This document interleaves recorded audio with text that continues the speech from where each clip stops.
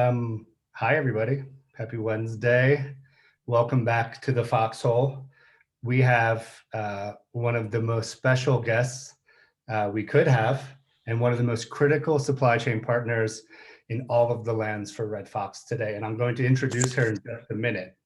But I want to touch on something first.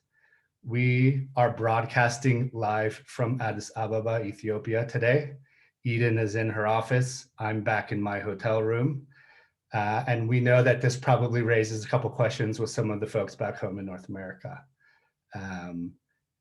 We, the leadership team, came together a month or so ago and decided and talked about what travel would look like in the future for us, because we didn't do much of it at all in 2020. We relied very heavily on our folks, our really amazing teams in Mexico and Peru to manage all the operations. And those, of course, along with Ethiopia, are the three biggest producing origins for Red Fox. And after, learning how to live with the virus over the course of last year and talking it out together as a team, we decided that this trip for me to Ethiopia in January, as I do every year, I spent the month of January in Ethiopia for 7 years running now, is essential travel. For us, we can buy as much as 20% of our total purchase revenue in this month alone. It's easily the biggest month on our coffee acquisition front in the entire calendar year. And part of what we do, and we'll get to this in a minute with our guest, part of the success of Red Fox is moving coffee from Ethiopia extremely quickly. We get coffee to market as fast or faster than anyone else in the trade. Really beautiful coffees. So in order to make that happen, I took all the precautions I felt like I could. I've created a safe bubble. I've made Eden a little crazy here, traveling with me to Guji, keeping the windows open on the dusty roads and wearing our masks all the time, but we made it. And I'll be leaving Addis at the end of the week to go home. Looking forward, we'll create our own little Red Fox bubble in Mexico. As most of you know, we opened our office in Oaxaca a year ago. Adam McClellan and his family are already down there. Fabian Viveros is there, he lives there. I'll be going down in a few weeks. Ali from Peru will be showing up, Karina from Peru will be showing up, and we'll try to insulate ourselves, be safe, make sure we don't harm people as best as possible as well. And then we'll do the same in Peru after that. Red Fox is learning how to travel anew all over again in 2021. And it's a little bit stressful, I'm not gonna lie. There's a lot of concern, but this is what we do, and we need to serve our client community. So we'll be out there. Now, without further ado, our guest today is a longtime friend of mine. We've known each other for, I think, 11 or 12 years at this point. Since her days back at Technoserve, she's gone and made just like an absolutely amazing career for herself since then.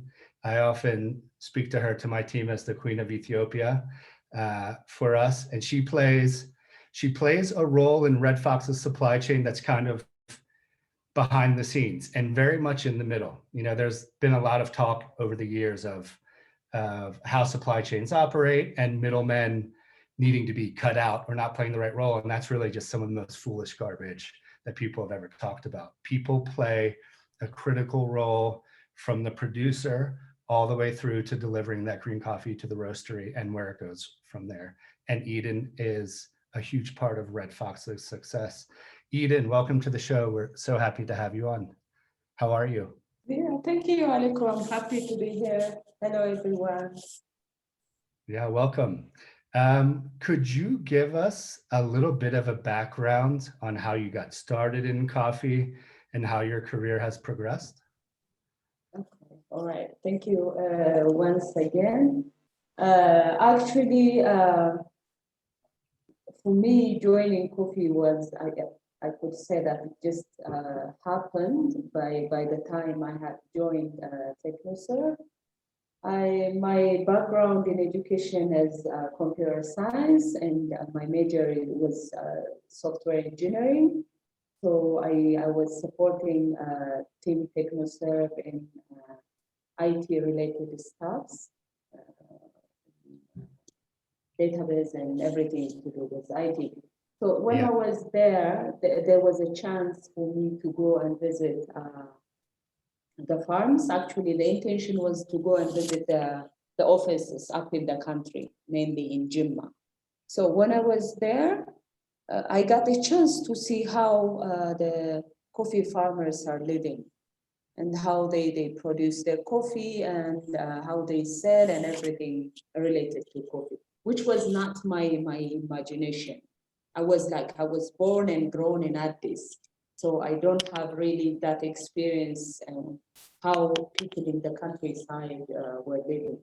That was my first experience to the field. So I saw how they are living and mainly how their characters and the beautiful coffees they have. So it was very attractive for me, and that's how I started. I started to study the profiles, the terms, and everything to do in coffee.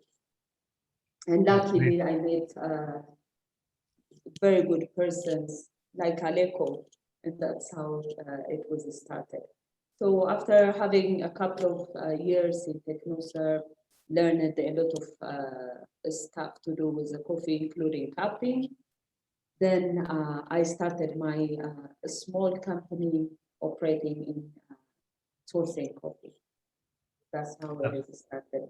It's been now 10, 12 years. Yeah, it's 12 years exactly. Since, I think it was 2009 when yes. Chris Jordan, our mutual friend, Yes. told me about his project with Technoserve and the Gates Foundation in Limo, in an area where a lot of us on the buying side were fairly certain that there wasn't phenomenal coffee. And of course, you all proved us to be incredibly wrong. Those coffees from Agaro, specifically the Nanochalas, the Duraminas, the Eucros, are just, so there's some of the most beautiful coffees in the world, undeniably. And I remember meeting you in the office when I would come in and cup, and to see where you've gone from there is amazing. You started your own company, you have your own crew there now. How do you see your current role and responsibility and objectives in the Ethiopian coffee industry now? How do you run the business? Okay. Our company basically is in charge of, I could say, filling the gaps between the supplier and the buyer, whereby there is no enough communication. Of course, there are a lot of things. Technology is a barrier, language is a barrier, and even the culture of contacting people was a barrier. So by having a company like me and also other who are in charge of just doing this bridge will facilitate a lot of things. One, it will help to identify good coffees, and two, it will facilitate the communication and the shipment so that buyers could get good coffee on time so that they can deliver to their clients. So it is a big role, though stressful somehow, but it helps a lot in promoting new coffees. Since we have started with you, we have seen a lot of new coffees coming and get a better market. So in terms of getting hard currency for the country, of course, we were able to identify and get very top coffees which can bring a big amount of money for us as a national person. And on the other hand, also, it helps to get good coffees for good people, good coffee buyers. Yeah. So, I think what you said about facilitating coffee quickly might be the understatement of the year. I think you are a hero in that regard. As I've mentioned to everyone before, Red Fox moving Ethiopian coffee quickly is really a big part of our success. And the role that Eden plays for us specifically in that is staying in contact with all of the producing groups over the course of the year, communicating with me, the three of us, the three parties communicating together. But then once I arrive here, which now often is the end of December, she and I get into the warehouses immediately, like literally the day that I arrived to Ethiopia. We start to bulk lots together and sample coffees and prepare samples. And I'm roasting the samples myself in my hotel room on Anikawa, and then cupping them in Eden's lab the next day. And we're making decisions really, really quickly. We're trying to get them into the mill if possible, as soon as possible, which is very difficult in January because you have two very major holidays here in January: Ethiopian Christmas, which is usually the second week of January, right, Eden? Yes. And then Timket, which is later in the year, which is an even bigger holiday than Christmas here. So to be able to operate in and around those moments are really tricky. And Eden really is able to pull that off at a level like, you know, I literally have yet to see anyone be able to do here. And it's really a special thing. I'll give everyone an update later about where we are with shipments, but it's actually more impressive than it's been in the last ever, to be honest. Shifting gears a little bit, Eden, can you talk to us a little bit about the pandemic and how COVID-19 has affected Ethiopia, how it's affected the coffee industry over the last year? Yes, okay. Luckily, the pandemic is, the impact of the pandemic is much lower than any other countries, actually, I would say. Even in Africa, I don't know, maybe we get used to some of the viruses and we have some better immunity, or I don't know what the logic behind it. It's not as severe as it is in other countries. But it has affected a lot in a way that, especially during the lockdown, people were not moving as such. It's been now 3-4 months that we can easily move at least, and there was no lockdown recently. But transport were limited, whereby most of our people use public transport. Most of them, they were not operating, or even they can't operate in half of their capacity. And there was no much work for daily laborers, so it was really difficult for people to survive, mainly in big cities and the thing. But when you go to the countryside, especially the coffee growing areas, there was no much interest for the specialty side of the business, which brings relatively good money for the one operating there. So that was a problem, mainly financially, I could say, because of no access for work as it was before. But if you ask on the awareness or people knowledge about the disease, I could say most of our people either don't know or don't really trust that there is a disease in there. Even in our latest trip to the field where Aleco made all the windows open, all the dust came into, and we have some crazy face like kids playing with mud. To take a picture, yeah, I would have one. It took me 45 minutes and 2 showers to get all of the clay off of my head, off of my bald head. Yeah, crazy. Yeah, it was really a big experience, and it was really difficult for us to see people wearing masks properly, right, Aleco? Yeah, So, out of Addis, yeah. Yes, out of Addis, and especially up in the field and at the washing stations, people don't care. Yeah. Even those, the one who were coughing or something, they know it's okay, I'm fine. That's how they were saying. So, yeah, it's been interesting to see here that the virus has been politicized in a different way, but almost as heavily as it has in the US. That it's not, that people think it's more of a political thing and maybe it's not actually real. No, yeah, no. Because they were like initially by the time the pandemic happened, people were in the middle of having protests. If you remember, were not politically stable last year during this time. And yeah, of course, most of the time we are not stable, but this one was relatively bigger. And so every place, in most places, they were asking for protests and this gathering.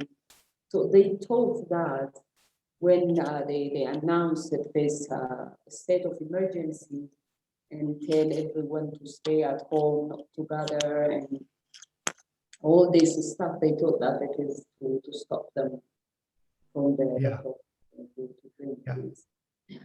It's Early on, there was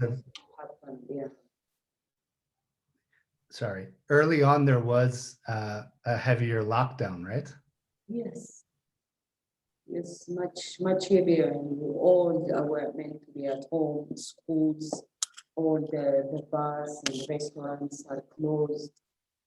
Yes, and they had to do this massive test, massive in a sense in our capacity. They were doing few thousands of tests in a day. Yeah. Then they changed it, all the universities to quarantine place.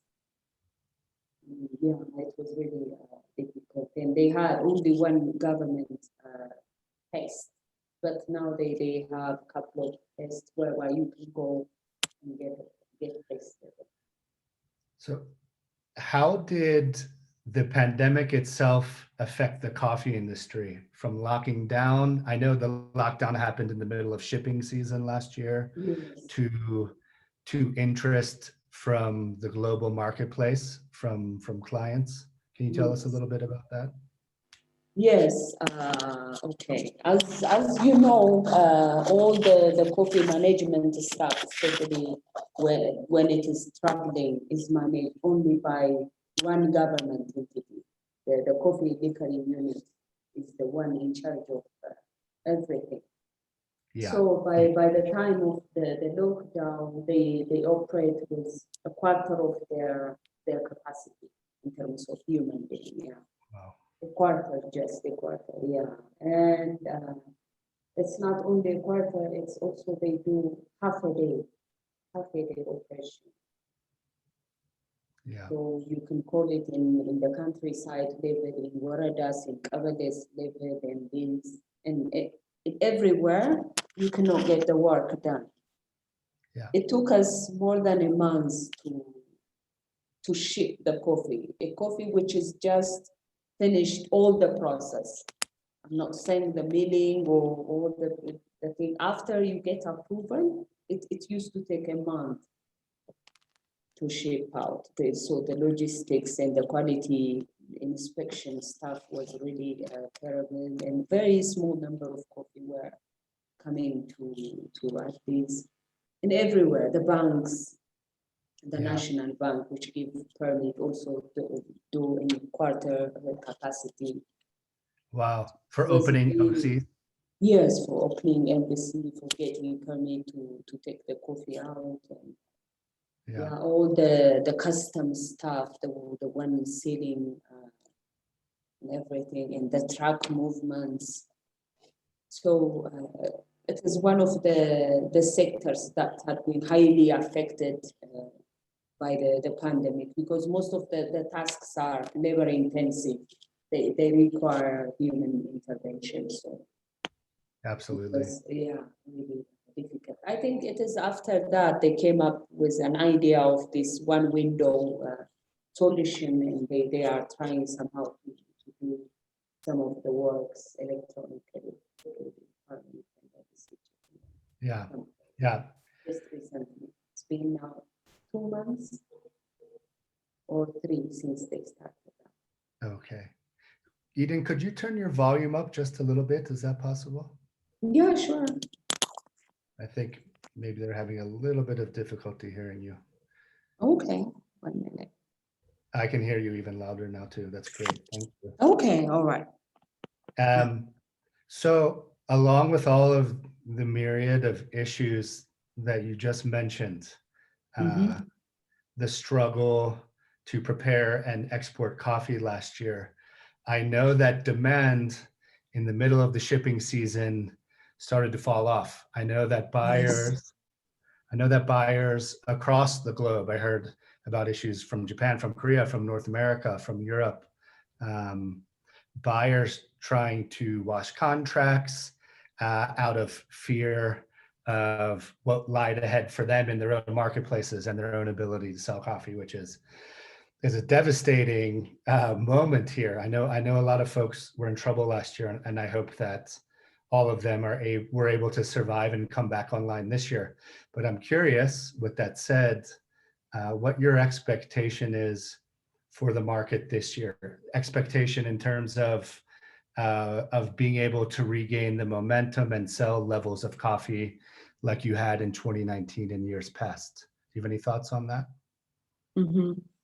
Uh, I think the impact will continue affecting especially the high-end coffees because still globally there are not much cafes are not opened yet. In the opposite, we have seen that this low grade, the demand for low grade coffee, normally the one you drink at home, are been high as compared to 1920. Of course, the season is just starting, but when we see the buyers' interest in what they ask, I think the demand will go to the low end coffees instead of the higher side. This is one. And if you ask me specific experience in Ethiopia, last year there were, I could say, big amount of washouts, especially for high-end coffees. So which discouraged most of the people who do specialty, mainly in the dry mill or washing station level down there. They happen to sell finally in mainstream, even if the coffee was a high value. So somehow they have discouraged in that, and also having financial constraints. I don't expect to have much interest from the people who prepare special coffee. But there is Yeah, somehow a demand for low grade, which shows somehow that there are a lot of people still at home and drinking coffee. That's how I yeah, see it. yeah. I can tell you from our perspective, Mm-hmm. last year we were terrified in March, in April, in May. We're still a little bit terrified Mm-hmm. about what lies ahead for us in the marketplace,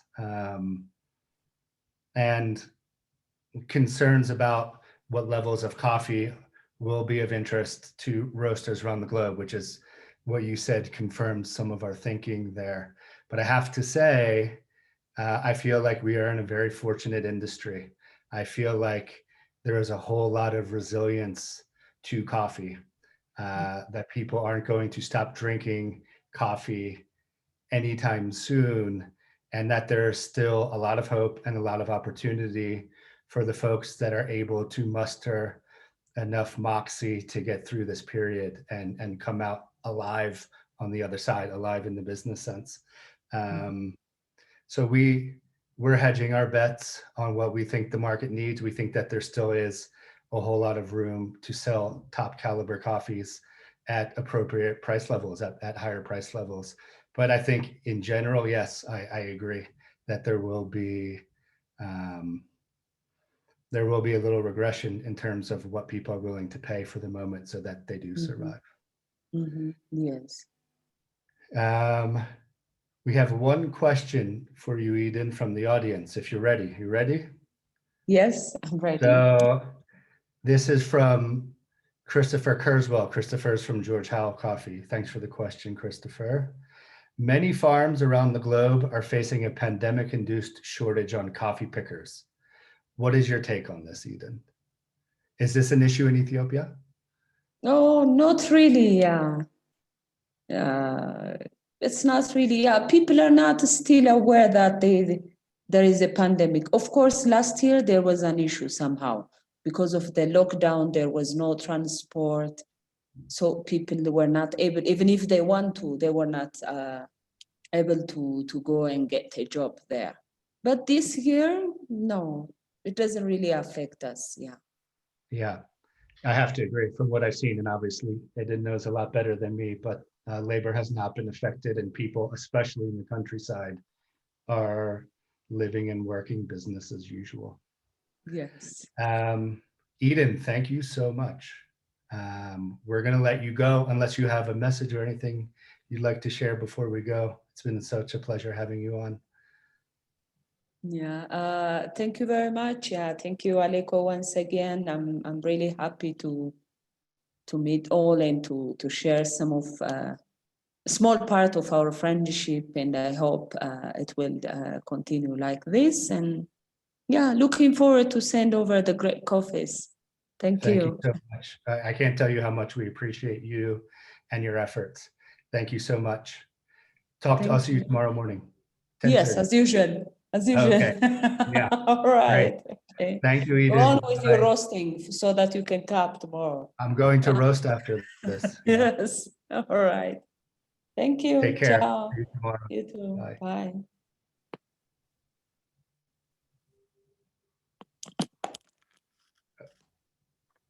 Okay, folks. I'm going to now give all of you a little update on what's been happening on the Red Fox end down here in terms of acquisitions and shipments and the remainder of the plan for the year.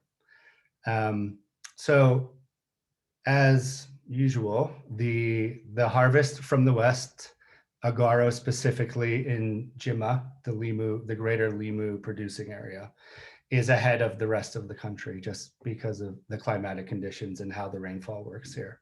So those coffees come in to Addis earlier than coffees from the south, and that happened again this year. I arrived here in Addis on the 31st of December, and Edith and I, as mentioned, got into the warehouse right away, did our bulking, did our sampling, and we are now in the process of approving the final pre-shipment samples. Most of them are approved, and this weekend we'll have 6 containers of Nanochala, Duramina, Nanogenji, Kolobocha, Tumateso, Koridako, Ugro, and all of those beautiful coffees that we love from the West, heading out to port in Djibouti. The global container situation and port situation really has been somewhat problematic. So fingers crossed to not have any containers rolled. If we don't have any containers rolled at port, we'll have our first shipments afloat, I would say within the next 10 to 15 days, which means we'll have coffee arriving to all 3 coasts now, East Coast, Gulf Coast, West Coast at some point in March. So we are effectively business as usual with our West Coast shipments, which feels really good in a time where there's a lot of uncertainty with all of these things. Along with that, we are way ahead of schedule with our Southern Ethiopian coffees this year, and specifically coffees from Guji. Guji has been an interesting beast for us over the years, and me specifically, honestly, even before Red Fox. I historically, prior to the advent of ECX, bought most of my coffee through private washing stations that were competing with co-ops and others and had to pay better cherry prices for coffee just in order to receive fruit. But most of that buying was happening in Yirgachev and parts of Sidamo, Bensa specifically. When ECX came into place, we could no longer work with the private exporters because unless you were growing your own coffee, you couldn't export transparently. They were effectively eliminated. They had to tender all of their coffee to the exchange. So that set me out on a whole new hunt and search for coffees. I started working with some folks in Shikiso, which is the far southern end of the producing area of Guji, and worked with a couple kind of medium-sized estates, if you will, and bought coffees from them for a couple years. I also, at that same time, started working with the Oromia Coffee Union, which was at the time the largest coffee exporting entity in the whole country, let alone cooperative unions, and started roaming around Uraga, which is right in the middle of Guji, right in the center of the country, and started working with Layo Turaga, which is a really special cooperative that falls under that union umbrella, and then eventually Yabitu Koba. And Yabitu Koba was much further out, deeper into Uraga, maybe almost a couple hours from Layo Turaga, very hard to get to. And those coffees were just absolutely exceptional, piqued my interest on what else was happening out there, and started venturing out looking for smaller washing station owners and folks that were kind of deposited up in the different forests of Uraga. That's when we started working with the Jebril brothers, Feku, Abdi, and Kedir Jebril. Feku owns the station in the Ugo forest, Yabitu Koba. Amazing coffees. I'm sure some of you have had them. They're now widely bought by different importers across the country. Abdi's coffee as well in Larcho Turca. And then Kedir, whose coffee we bought 2 years ago, has gotten less traction. He's the youngest of the three brothers. And as much as I love Feku and Abdi, he may be the more dynamic of the three brothers. I guess we'll see. Over the course of the last year, Kedir took on the task of getting his own export license, which is pretty significant. Kedir is originally from Dila, the heart of the Gideo zone, which is a couple hours from Uraga. Grew up as a young, not extremely well-off person in Dila who worked construction jobs and other odd jobs until he was able to buy a truck, a single truck. He started transporting coffee parchment down from Uraga, Hambela, parts of Yirgachev into Dila, which is the main exchange trading center, and just running coffee basically. He saved more of his money and he built a washing station in 2011, 10 years ago, called Gogogu Bakaka. And Gogogu used to be in Uraga. Gogogu now, after a zone division made by the Ethiopian government, which is totally common. This happens all the time where they just redistrict different areas of the country. That part of Uraga, which is effectively the western end of Uraga, became Haru Walabu in 2018. So these Gogogu coffees from the forest surrounding Kedir's washing station in Bekaka are producing this like absolutely exceptional coffee from a region that's not new to us, but is kind of new to us in a weird way. And we have an exclusive arrangement, vertical integration arrangement with Kedir to buy all of his coffee, all of it. He produces a couple containers at the Gogogu Bakaka station, and he produces roughly 1 container from his Gogogu Wate station, which is like maybe 5-10 kilometers from Bakaka. And the coffees are absolutely amazing. I'm approving the first container's worth of pre-shipment samples tomorrow and hope to get that off to port soon after. Along with those, we're working with an old friend of mine who used to be in charge of all of the quality control at the Oromia Coffee Farmers Cooperative Union, Danya Choman, who started his own company a couple years ago, Wilichu Wachu. He has one centralized wet mill actually not far from Layo Turaga, in the middle of Uraga. And he's bringing in cherry from all over the place. Yabitu Koba, Larcha Turca, Hada, Muda Tatesa, really amazing areas and certain forests of Uraga that produce, some of my favorite coffees in the world. We milled, Danya and I were in the mill together this morning into the afternoon and milled the first container. So that will also be leaving to port this weekend. So if anyone's keeping count, that's 8. And then we also have some of our grade 2 coffees that are kind of fabulous, almost too good to be true, as always, that are going to start milling tonight. They work a 24-hour shift at this mill, and I'll hope to approve all of those before I fly out finally on Saturday night after having been here for a month.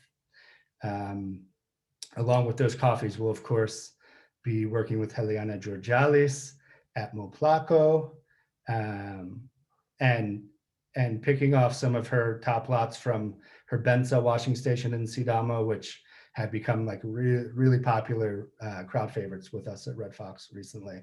And we'll also be working with her farm in Sheka, which is all the way west in the Lubaber, hours past Agaro, where she produces some phenomenal sun-dried, naturally processed coffees that, in my opinion, are some of the cleanest, most beautiful naturals that are produced anywhere in the country.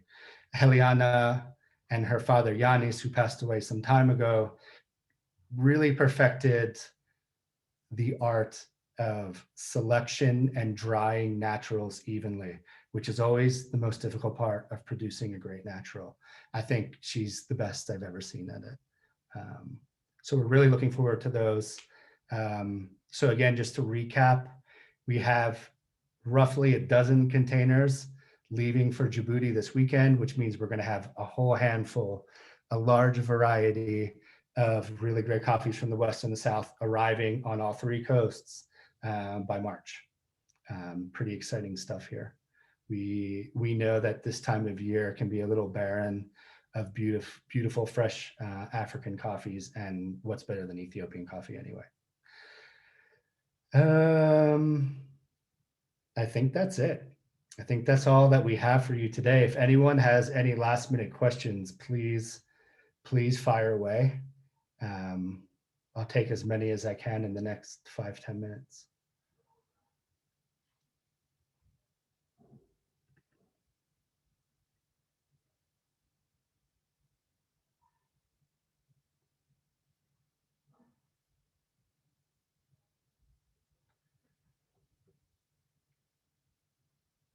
You're welcome, Natalie. Okay. From Ruth Ann Church. Hi, Ruth Ann. How are you? She would like me to talk about cherry pricing this year. Thank you for bringing this up. I totally spaced on it. This is a critical topic. Cherry pricing, especially in the West, continues to increase. Last year, the 2019-2020 harvest saw a gigantic incremental increase in coffee cherry prices. Like as an example, in Yabitukoba, washing stations we were working with last year that were paying anywhere from 14 to 18 birr per kilo of cherry, were paying upwards of 24 and maybe as much as 30 birr per kilo. We can do the math on that and send that out to you of what that actually reflects to in terms of green coffee pricing. But obviously the basic math alone is we're talking about almost double the price. This year, prices increased slightly again. Prices in the beginning of the harvest always start low, as washing station owners are kind of tentative on who's going to set the market first. So you see prices that started this year around 22, 23, 24 birr per kilo of cherry. That got upwards of 30. I know Kedir Jebril told us that he was paying at the very end of his season as much as 34 birr per kilo of cherry. In the West, in a place like Agaro, which unfortunately has been less competitive over time, Technoserve started these projects out there and built washing stations with cooperatives that are now 12 years old, the oldest ones, maybe 13 years old, in areas where people were not producing grade 1 coffees. They're producing maybe grade 2 coffee on occasion and a whole lot of grade 5 coffee, grades meaning level of defect, thinking that the quality potential wasn't large out there. So when they started buying cherries, they were paying 10, 12, 13 birr per kilo. Last year, they got as high as 16 or 18 birr per kilo, which is great. This year, speaking with Ashnake and Ephraim from Kata Muduga, the cooperative union that we work with in the West, they're paying the highest prices they've ever paid. So 24, 25, 26 birr per kilo of cherry.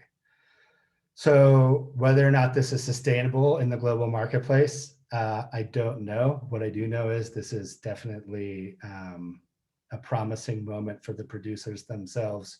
And it's really based on the idea of finally having enough competition for the fruit to give coffee producers the option on where to deliver.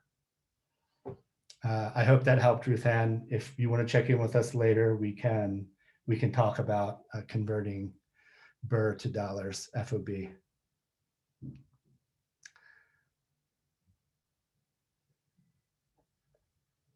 Any other questions here?